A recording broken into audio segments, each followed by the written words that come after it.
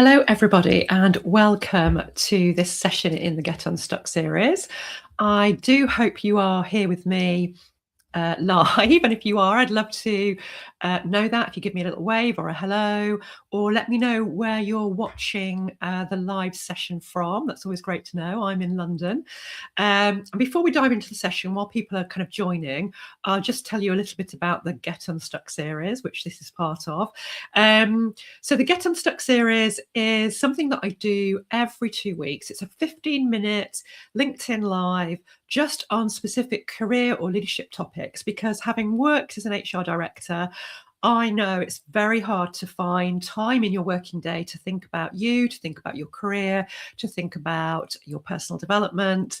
And so I wanted to create these little windows where you could just have the opportunity to think about something pertinent to your career. And I know a lot of people end up watching on replay. So if you are here on replay, hello as well. If you've got questions or comments for me, pop them in the chat and I will either answer them at the end of the session, or if it's on replay, if you tag me, I'll come back and answer them for you. Excuse me. So the session is always very practical. You'll always have something you can take away or implement straight away. So if you're here, do give me a little wave or let me know where you are watching from. That would be great. If you haven't met me before, I am a career and leadership coach, and I work with female leaders to help them create the kind of career success that's right for them. And I also have a podcast called Unstuck and Unstoppable. So you can always tune into the same topics as the lives, but when you're walking the dog or in the gym or wherever you like to listen to your podcasts. So today we're talking about a really interesting topic, and I learnt about hope theory, which I'm going to introduce you to, when I was studying for my master's in career coaching, and I found it really interesting then, and I thought it would be quite interesting to do a live for you about it, to see how it can help you in your career if you can think about designing strategic hope for yourself. So if you felt that maybe you're working incredibly hard in your career, but you find yourself kind of hoping for some kind of change. Maybe you're hoping you're going to get recognized, hoping the right opportunity comes along, hoping that things improve in your organization, but without really seeing much change happening, then it could be that you've slipped into something called passive hope, where you're just wishing for change, but you're not really actively advocating for that change because of a whole variety of reasons, which we're going to explore in a moment. But when you're in passive hope, two things can happen. Either you can slip into overwhelm, you can slip into potentially burnout, or you can find yourself in kind of hope fatigue, where you just feel stuck, you feel overwhelmed, you feel like you're treading water in your career. And obviously we don't want to be in that place, because that can make us feel like we don't have any control over our situation, and we can find that the time has just elapsed and we're still in the same kind of situation we were in, say, 6 months ago. So what I'm going to introduce you to today is just a different way of thinking about hope, not as wishful thinking, but as a leadership strategy. So I just want to introduce you to hope theory, which was created by a positive psychologist called C.R. Snyder back in 2006, I think it was. So it's been around for a while. And his theory was that hope is an ongoing and dynamic process and a positive motivational state. And there are 3 elements to hope theory. The first is having a goal. So being really clear about what you want and having that goal directed energy. So the motivation and determination to achieve that goal. So that was one element. The second element was having pathways. So knowing how you were going to get there, being able to see that there were pathways leading to what you wanted. And the third element was having agency. So belief that you could influence the outcomes within the pathways to achieve your goal. And we're going to explore all of those in a bit more detail today as well. So hope isn't waiting for something to happen. Hope is designing how you're going to make it happen. And that's the difference. Because You might just want to reflect for a moment and think, where in your career are you currently hoping something changes rather than designing that change? And it could be various facets of your career where that might be true for you. So maybe just take a moment to think about that. And while you're doing that, I'm just going to run through the three kind of reasons why female leaders lose strategic hope or find it hard to access strategic hope.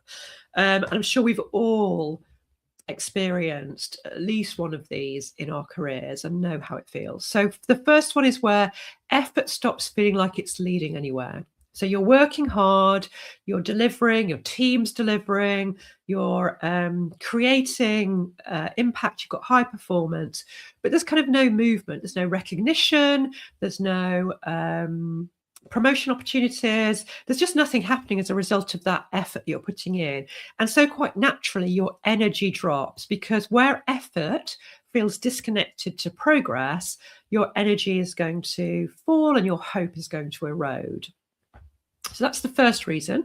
The second reason why female leaders can lose strategic hope is where the systems that you're operating in can feel immovable. So that might be where there's constant restructuring within your organization or within your industry. So there's lots of uncertainty around what's possible. The roles keep changing, the team dynamics and structure keep changing. Or it might be where there's just very slow promotion pathways. So it might be that you're in a very flat hierarchy where there's no opportunity to move because those roles just don't exist. Or you've got people who stay in the organization for a long time. And so the chance of promotion just feels quite small. Or it might be where you feel you've got limited influence. So your access to decision makers might feel quite limited. You're just not able to influence change within your current role. Or the politics feel immovable. So maybe there's not transparency around who gets opportunities, who gets promotion. So it feels really hard to navigate that. And where you feel you've got no pathways, you can't see routes within your organization that could give you what your goal is, you can stop designing and just start coping with the situation. And then our third reason why female leaders might lose strategic hope is where over responsibility is leading to overwhelm and potentially to burnout. So that might be where you're just feeling like you're carrying the weight of your team's performance, your team's delivery. It might be where there's a holding culture in the organization. So the organization is just constantly firefighting and not looking to the future, not looking for growth. Or the organization just wants to maintain the status quo and there's no kind of innovation or movement forwards within the organization. Or you're just constantly fixing problems. Or you just don't have enough resource and there's no sign of getting resource. And what happens there is hope can disappear when your energy just goes into maintaining the current situation, maintaining the present instead of creating the future, because you just don't have the capacity, you don't have the headspace, you don't have the time even to think about how you might create what you want. So all of those reasons, might be one of them, it might be all three of them, can make you less able to tap into strategic hope.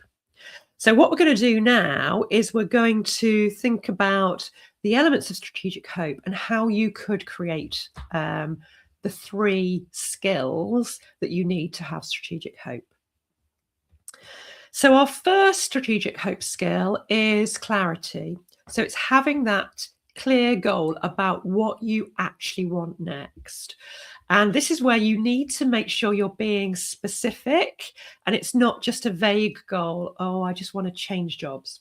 You know, that's too vague. We want to get really specific about what you really want next. And this is where it can get really hard. And I do a lot of work with clients around clarity, because you can't move forward if you don't have the clarity about what it is you want. So it is asking yourself, what do you really want? And some of the things you might be thinking about, it might be, I want promotion. And again, get specific to what, how long, what are the elements of the promotion you want?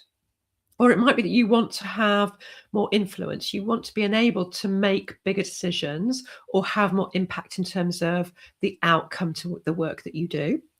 It might be a career shift. So it might be I want to shift into another organization. I want to shift into a different sector. I might want to shift upwards to a more leadership role, or I might want to actually shift into a new career. So it's getting really honest with yourself about what that shift might look like if that's one of your goals. Or it might be that you want to have a more strategic role. So you want to do less operational work and you want to do more big picture thinking. Or it might be that you want to be in a better culture. So maybe you want more flexibility, or you might want some more support or innovation or trust or whatever it is that's missing from your current culture. Or you might want the opportunity to learn something, or it could be something else. But the clarity piece around and being specific about those things is really important, because that will create the motivation and the determination to achieve the goal that you want for yourself. Because many women don't get stuck because they lack opportunity. They're stuck because they haven't defined that goal clearly enough. So it's keep kind of drilling down into what you want, like, what else? What else? Or why? Why do you want that? What are the elements? So really pushing yourself to get as specific as you possibly can. Then our second strategic hope skill is the pathway. So developing those pathways to your goal. And this is the design element of strategic hope. And it might be that it involves more than one route. So success could be different routes to get to where you want to be, but it's coming up with what are the possible pathways to get to the goal I've just identified for myself. So some examples of that, and this is obviously an exhaustive list. And sorry, my dog has just started barking.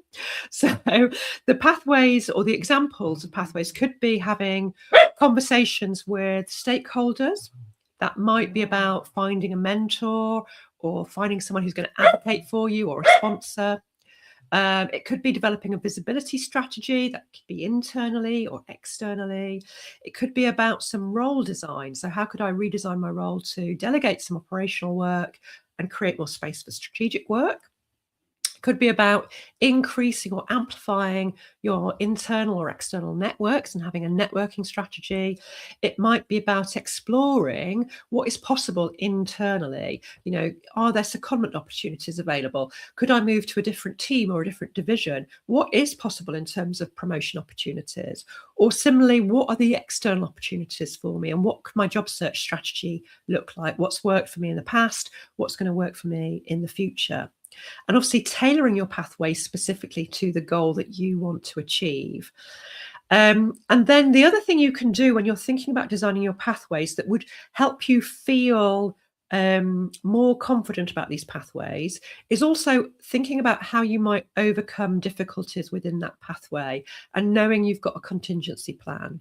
So, for example, if you identify that your manager is a blocker, so your manager is not open to having career progression or advancement conversations with you, then thinking about, okay, well, what's my plan B then? Am I going to look for a sponsor or an advocate internally that could act on my behalf? Or do I need to think about exiting the organization at the right point? So it's kind of thinking through what could be some of the difficulties or obstacles I might have to face, and do I know how I would navigate those? And then that leads us into our third strategic hope skill, which is developing agency. And this is the belief that you can influence the outcome of the pathways to achieve your goal. So this is a confidence piece, but it's not about self-belief. It's about building evidence and doing small actions to increase that evidence building. Because if you can provide evidence that you can take these actions, these small actions, it's going to convince you internally that you can achieve these goals. So it might be things like speaking up for yourself, advocating for yourself. It might be asking for a meeting to talk about your career or your ability to take on more influence in the organization. It might be proposing an idea. It could be exploring options with a trusted advisor or a coach. You know, it's just taking some small actions that you know are part of your pathway, and that will build your agency about being able to make change happen. Now, we've also got some amplifiers that we can consider adding in to our 3 strategic hope skills.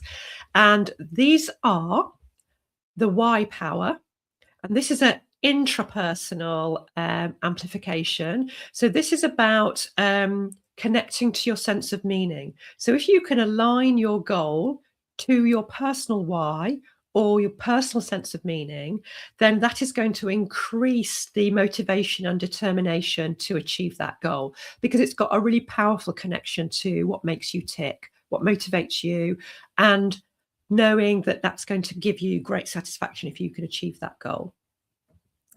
The second amplification is we power, and that's about that's interpersonal, and that's connecting to your social connections, your ability to share and access resources, and to be part of a social system, which translated basically means knowing that you've got support, knowing that you've got accountability if you need it, knowing that you can access resources that could help you achieve your goal, can also amplify your hope strategy.